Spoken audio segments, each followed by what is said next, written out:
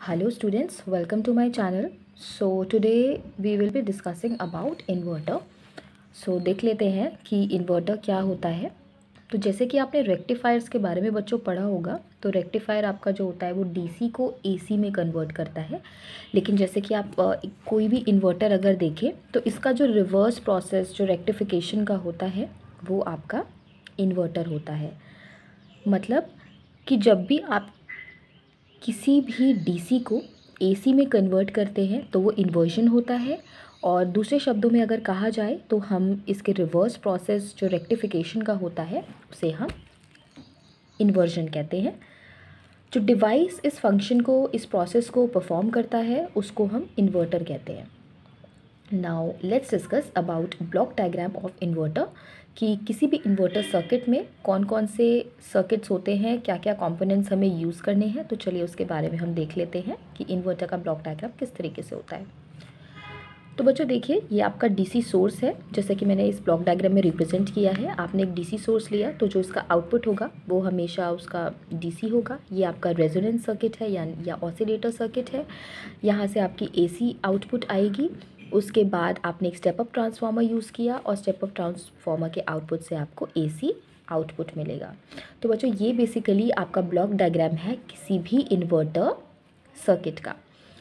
अब अगर हम रेजोनेंस सर्किट की बात करें तो रेजोनेंस सर्किट या ऑसिलेटर सर्किट है, ये मेन ब्लॉक होता है किसी भी इन्वर्टर सर्किट का। इसको हम टैंक सर्किट भी कहते हैं। अब बच्चों रेजोनेंस सर्किट में क्या क्या ऐसी चीज़ें इसके अंदर होती हैं जिसकी वजह से आपका जो रेजोनेंस होता है वो होता है। तो रेजोनेंस सर्किट में बच्चों कुछ सूटेबल पावर ट्रांजिस्टर्स होते हैं और इसमें एलसी सर्किट होते हैं और इसमें रेजिस्टर्स होते हैं सूटेबल वैल्यू के। अब बच्चों अगर रेजोनेंट एलिमेंट्स की बात की जाए कि रेजोनेंट एलिमेंट्स क्या क्या होते हैं, रेजिस्टर, कैपेसिटर, इंडक्टर, ये सारे आपके ऑसिलेशंस के लिए यूज़ होते हैं। तो इसीलिए इसको हम रेजोनेंट एलिमेंट्स कहते हैं। जैसे कि आपने अपनी अगर इलेक्ट्रिकल क्लासेस में देखा होगा, वहाँ पे आपने ऑल्टरनेटिंग करंट थ्योरी पढ़ी होगी।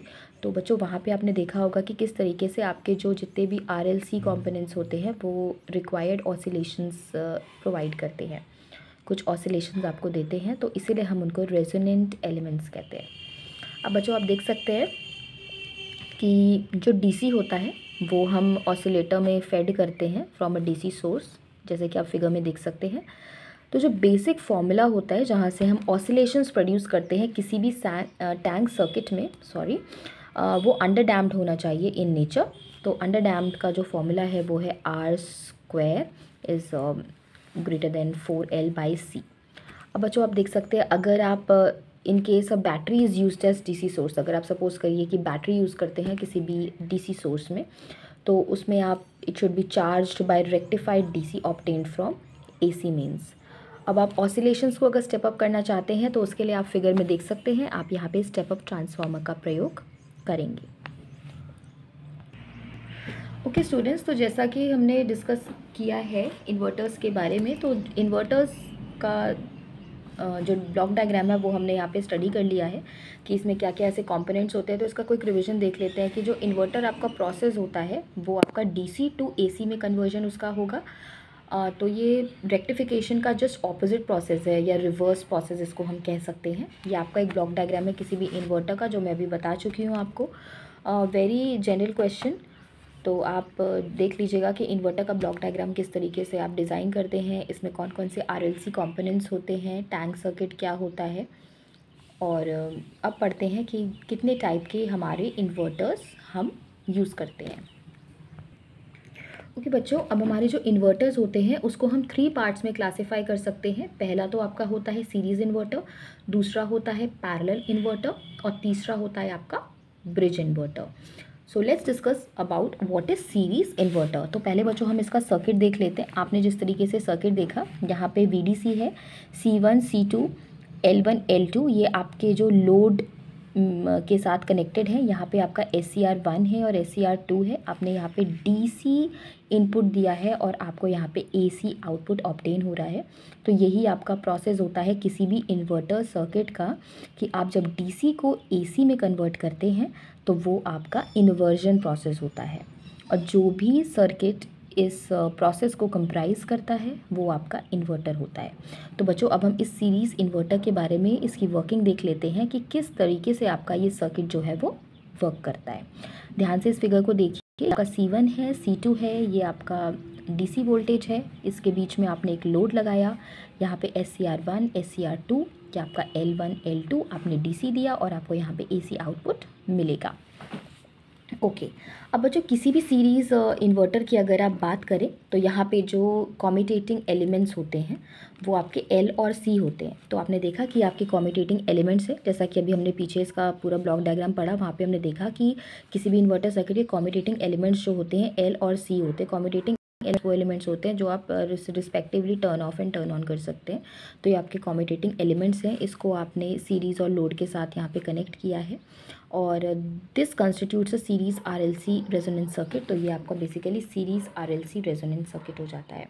जो आपके दोनों SCR होते हैं ये पॉजिटिव और नेगेटिव वेव्स प्रोड्यूस करते हैं, पॉजिटिव और नेगेटिव हाफ साइकिल्स प्रोड्यूस करती हैं।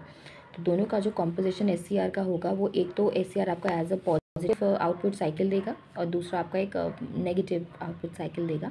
तो ये बेसिकली दो आपके SCRs का काम होता है। अब बच्चों अगर हम पॉजिटिव हाफ साइकिल की बात करें, वहाँ पे आपका जो SCR1 है उसको हम ट्रिगर करते हैं और जो करंट फ्लो होगी वो L1 के थ्रू फ्लो होगी। जैसे कि आप देख सकते हैं ये L1 है, करंट जो फ्लो होगी L1 और लोड के थ्रू फ्लो होगी और आप देखेंगे कि आपका जो C2 है वो चार्ज हो जाएगा। अब आप देखेंगे कि जो C1 है ये ऑलरेडी चार्ज है, किसी इंस्टेंट पे SCR1 के थ्रू ये डिस्चार्ज हो जाएगा। तो SCR1 L1 और लोड के थ्रू जो आपका ये C1 है ये डिस्चार्ज हो जाएगा। तो आप देख सकते हैं कि जो 50% ऑफ द करंट, जो 50% आपकी जो करंट जनरेट हो रही है it is drawn from the input source, वो इनपुट सोर्स से ड्रॉ हो रही है और 50% जो करंट सोर्स है वो आपके कैपेसिटर से ड्रॉ हो रही है।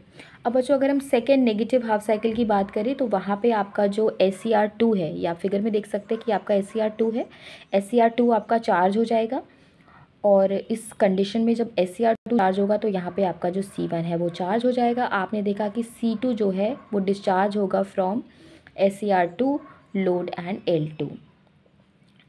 फिर से इसमें बच्चों क्या होगा, जो 50% ऑफ द लोड करंट होगी ये ऑब्टेन होगी from the input source and rest from the capacitor. तो SCRs को हम ऑल्टरनेटली फायर करते हैं जिससे कि हमें desired AC voltage and current provided हो। तो बच्चों ये आपका सीरीज़ इन्वर्टर सर्किट है जहाँ पे आपने ये देखा कि C1, C2, L1 और L2 किस तरीके से सीरीज़ में एक लोड के साथ कनेक्टेड है। यहाँ पे आपको SCR1 और SCR2 को आपस में कनेक्ट करना होगा जिससे कि आपको पॉजिटिव हाफ में एक साइकिल मिले और एक आपको नेगेटिव हाफ में साइकिल मिले। जो ये दोनों SCR जब आप साइमल्टेनियसली यूज़ करेंगे तो ये रिस्पॉन्सिबल होंगे पॉजिटिव और नेगेटिव हाफ साइकिल्स के लिए। अब आप बच्चों देखिए कि आपने देखा कि किस तरीके से आपके SCRs कॉरेस्पॉन्डिंगली ये वर्क करते हैं, कि किस तरीके से आपने अगर SCR1 को फायर किया तो आपका जो C2 है वो चार्ज हो जाएगा और अगर आपने SCR2 को फायर किया तो आपका जो C1 है वो चार्ज हो जाएगा। तो इसका जो मेन कंक्लूजन हमें मिलता है वो ये मिलता है कि जो 50% जो हमें करंट ड्रॉ होती है वो एक तो इनपुट सोर्स से होती है और जो 50% करंट जो ड्रॉ होती है वो हमें कैपेसिटर से होती है। Okay students, now we will be discussing about parallel inverter. तो अभी हमने सीरीज़ इन्वर्टर के बारे में पढ़ा था, अब हम पैरेलल इन्वर्टर सर्किट को देख लेते हैं कि एक सर्किट किस तरीके से बना होता है, क्या क्या इसमें कॉम्पोजिशंस हैं और किस तरीके से इसकी वर्किंग होती है। तो बच्चों आपने यहाँ पे देखा एक आपका VS ये DC आउटपुट है, यहाँ पे आपकी एक ट्रांसफार्मर कॉइल है जो कि एक आपकी जो P1 से आपने प्राइमरी वाइंडिंग है, S1 आपकी सेकेंडरी वाइंडिंग है, इसको आपने लोड से कनेक्ट किया है। यहाँ पे आपने देखा कि आपका जो कैपेसिटर है वो इनके साथ आपस में कनेक्टेड है, कैपेसिटर के साथ ही आपका SCR1 SCR2 कनेक्टेड है, यहाँ पे आपका जो है ये इंडक्टर भी कनेक्टेड है। तो ये बेसिकली आपका जो फिगर है ये किसी भी पैरेलल इन्वर्टर सर्किट का फिगर होता है जहाँ पे आप देख सकते हैं कि किस तरीके से primary winding, secondary winding, load और कैपेसिटर आपस में पैरेलली कनेक्टेड है। That is why it is known as parallel inverter circuit. Now let's understand that how this circuit basically works. तो बच्चों आप इसमें देख सकते हैं कि जो single phase parallel inverter circuit होता है इसमें आपके दो SCRs होते हैं, जैसा कि मैंने आपको बताया कि दो SCRs हैं, SCR1 एंड SCR2।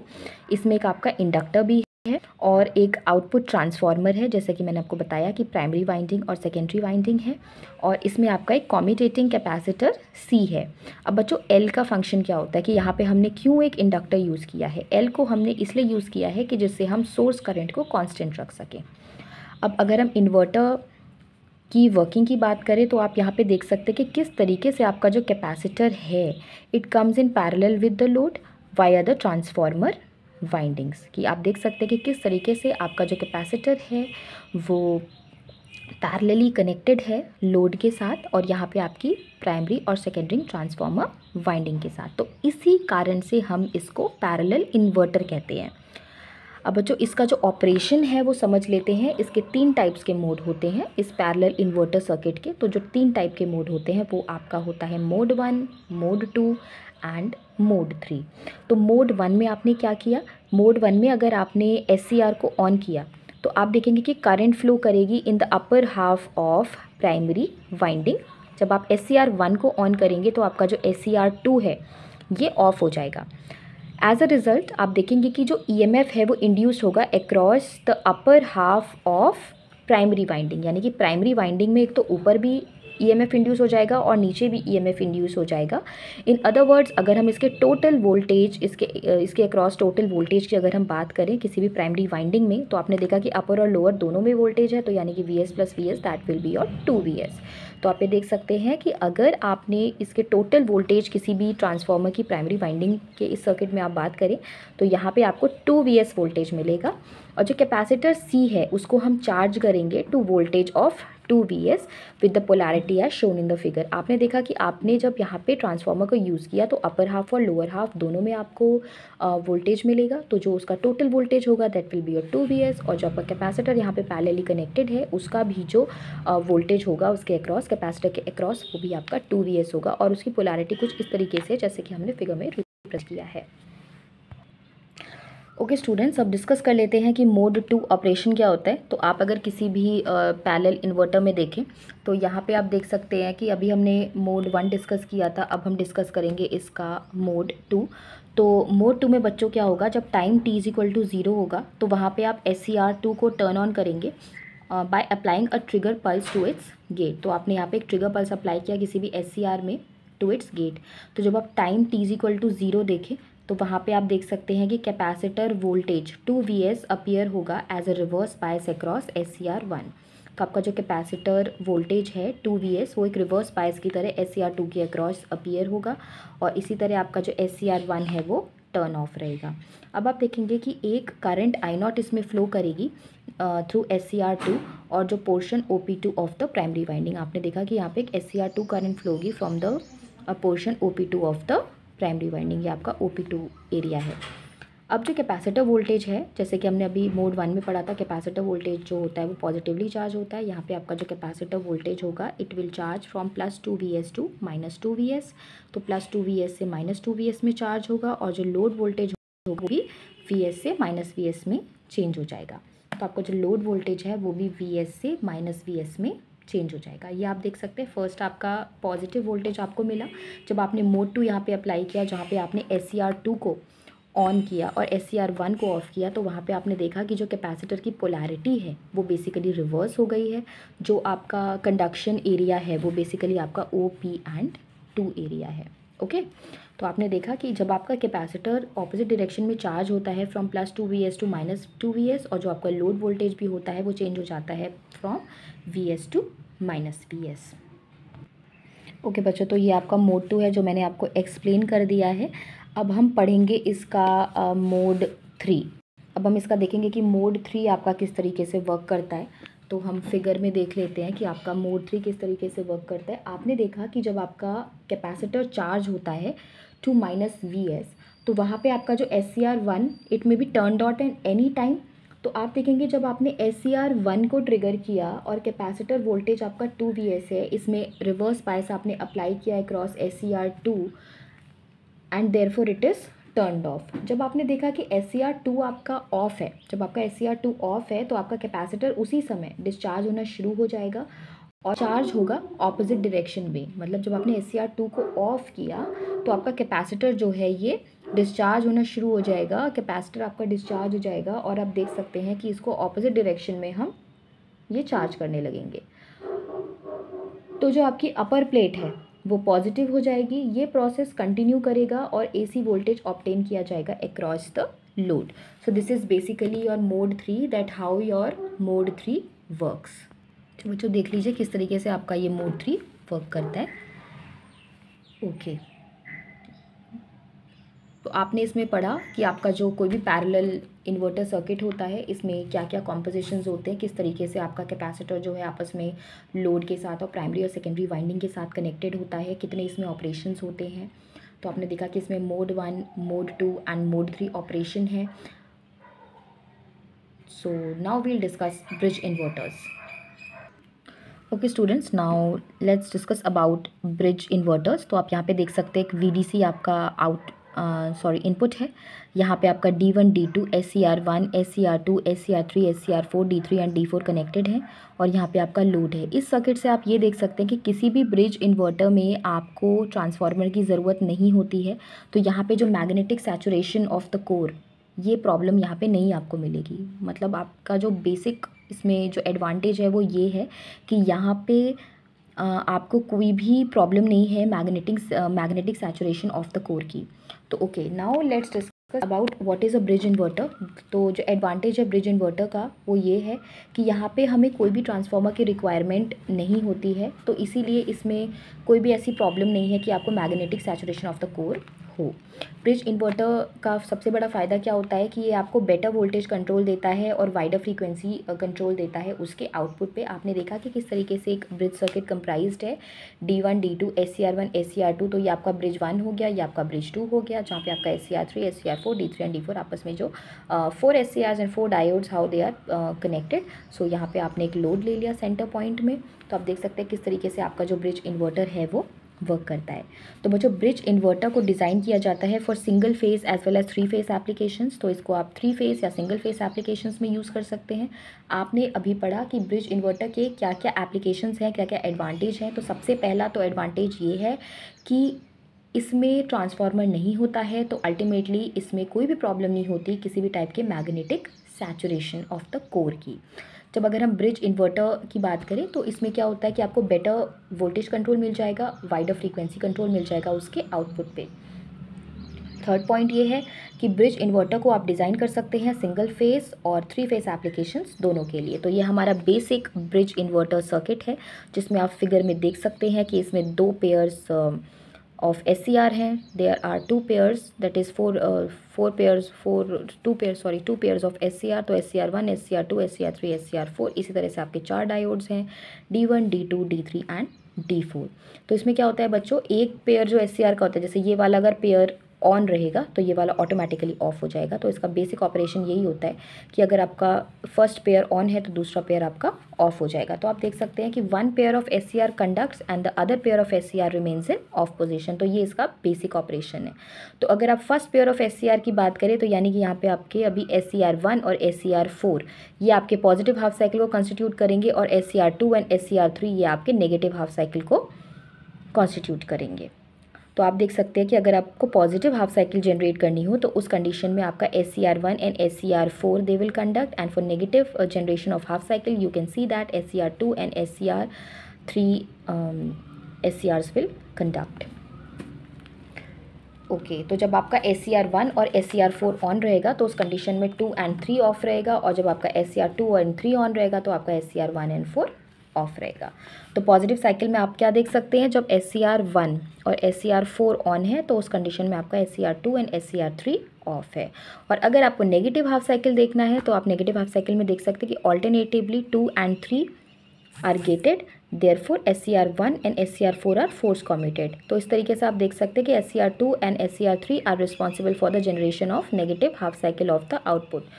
जो 4 डायोड्स आपके यहाँ पे लगे हुए हैं ये फीडबैक डायोड्स हैं which provide the necessary discharge path for the commutating capacitor required for commutation of the SCRs। Okay students, so as we have discussed what is inverter. So inverter एक बहुत ही इंपॉर्टेंट क्वेश्चन है that is been asked in your exams. और आप बच्चों यही सारे जो नोट्स हैं ये सफिशेंट हैं, तो आप इसको देख लीजिएगा। और अगर किसी को कोई भी प्रॉब्लम हो so you can ask me in the comment section.